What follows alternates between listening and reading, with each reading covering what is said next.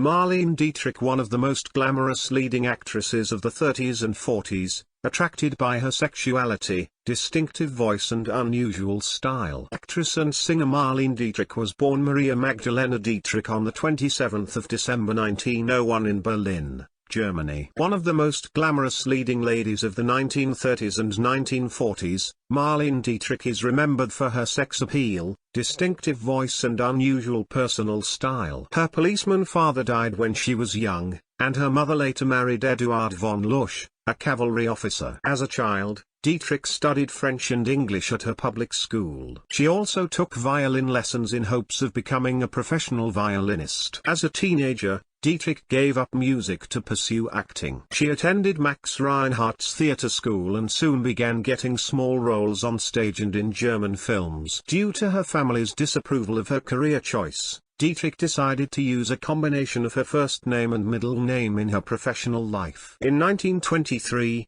Dietrich married Rudolf Zeber, a film professional who helped her land a role in The Tragedy of Love. The following year, the couple gave birth to their only child, Maria. They later separated but never divorced. Dietrich's career in Germany began to gain momentum in the late 20s. She made cinema history by starring in Germany's first talking film, The Blue Angel, directed by Hollywood director Joseph von Sternberg. The English-language version of The Blue Angel was also filmed using the same cast. With her sultry looks and refined manners, Dietrich was perfect for the role of Lola. Lola, a nightclub dancer. The film follows the sunset of the life of a local professor who gives up everything to pursue a relationship with her character. The film was a great success and helped make Dietrich a star in the United States. In April 1930, shortly after the premiere of The Blue Angel in Berlin, Dietrich moved to America. Working with von Sternberg again, Dietrich starred in the film Morocco with Gary Cooper. She played Amy Jolly,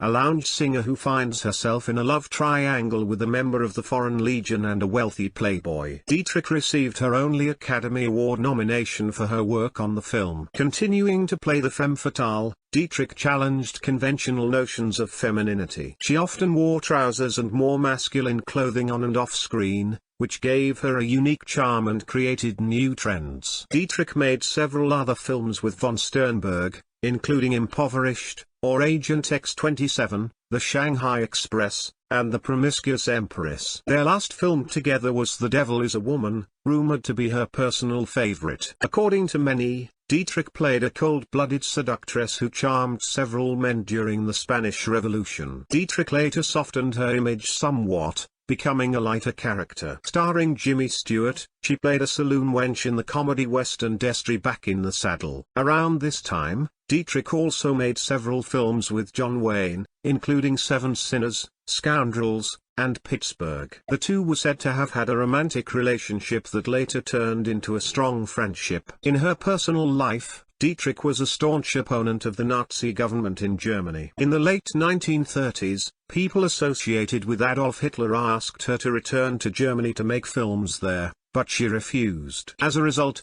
her films were banned in her homeland. She made her new country her official home, becoming a U.S. citizen in 1939. During World War II, Dietrich traveled extensively to entertain Allied troops, singing songs such as Lily Marlene and others that would later become staples of her cabaret performances. She also worked on discs about the war and recorded anti-Nazi messages in German for broadcast. Dietrich made several more successful films after the war. Two films directed by Billy Wilder, A Foreign Affair and Witness for the Prosecution with Tyrone Power, were among the most notable of the period. She also had two strong supporting roles in Orson Welles' The Seal of Evil and the Nuremberg Trials. As her film career faded, Dietrich began a flourishing career as a singer in the mid-1950s. She performed all over the world, from Las Vegas to Paris, to the delight of her fans. In 1960 Dietrich performed in Germany, her first visit there since before the war. She faced some opposition to her return,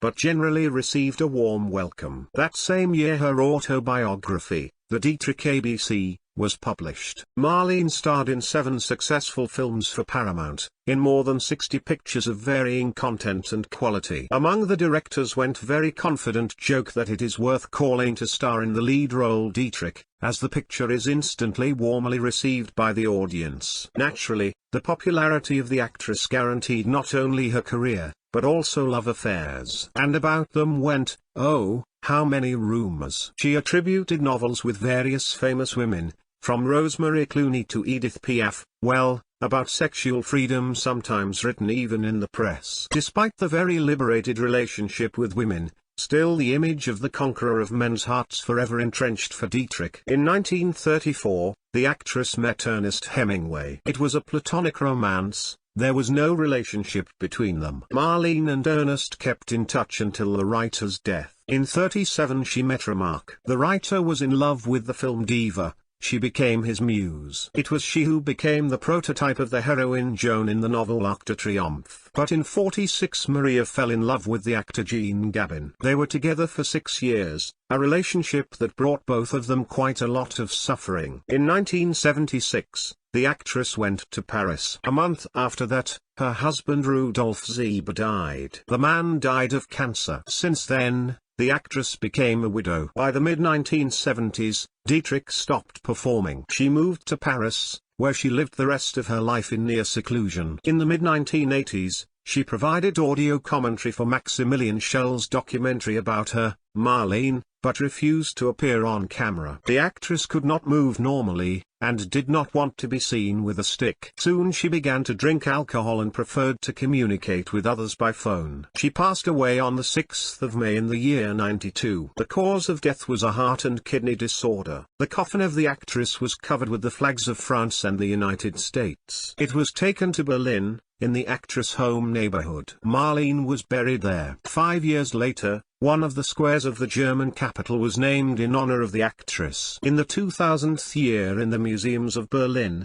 opened a permanent exhibition of objects in the collection of Marlene. The Dietrich Square was also opened in Paris in 2003. Dietrich has her own star and appeared on Boulevard of Stars in 2010. Dietrich is survived by a daughter, Maria, and 4 grandchildren. Marlene Dietrich created beauty standards for women of the 20th century, height 1 meter 68 centimeters, weight 55 kilograms, chest circumference 89 centimeters, waist 61, hips 84. The actress was convinced that legs were the ugliest part of the human body, so she preferred to tear down her perfect legs with men's outfits. In 1933, Marlene Dietrich was detained at a railway station in Paris. The actress was charged with indecent behavior, violation of the ban on women wearing trousers. To create the perfect image in the frame, Marlene Dietrich used a little acting tricks. To keep her facial muscles toned, she sucked lemon slices between takes. Dietrich constantly monitored the state of her hair and makeup, for which several mirrors were placed on the set. According to her makeup artist, to add shine to her locks during filming, her hair was coated with a few grams of real gold dust.